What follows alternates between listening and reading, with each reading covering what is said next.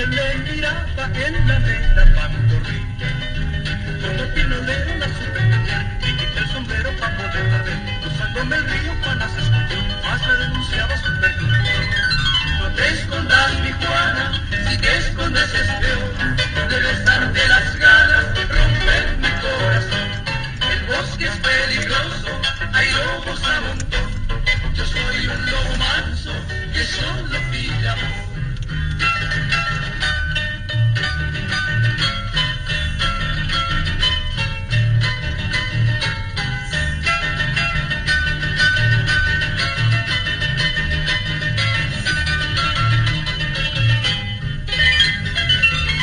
Dormido sobre la arena, bajo un palo de Malinche, en el río Chinandega estaba Julián el Pinche. Tenía el sombrero puesto y una botella de guaro. Tenía el sombrero puesto porque estaba emborrachado.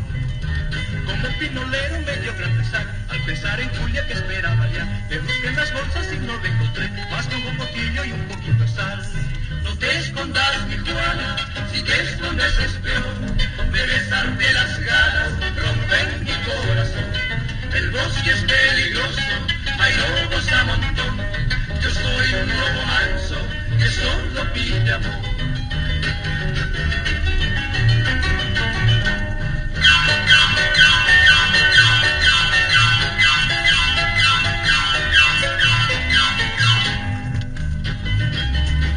Al encontrarme perdido en la hacienda Campuzano, estaba un chinandegano y sin su 45.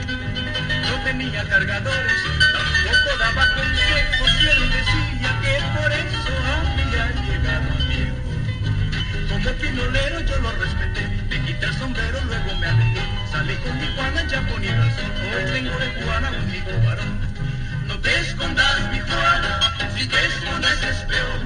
Debes darte las ganas, romper mi corazón. El bosque es peligroso, hay lobos a montón. Yo soy un lobo manso que solo pide amor.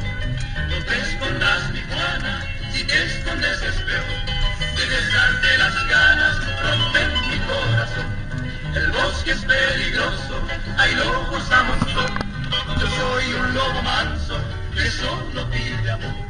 Yo soy un lobo manso que solo pide amor.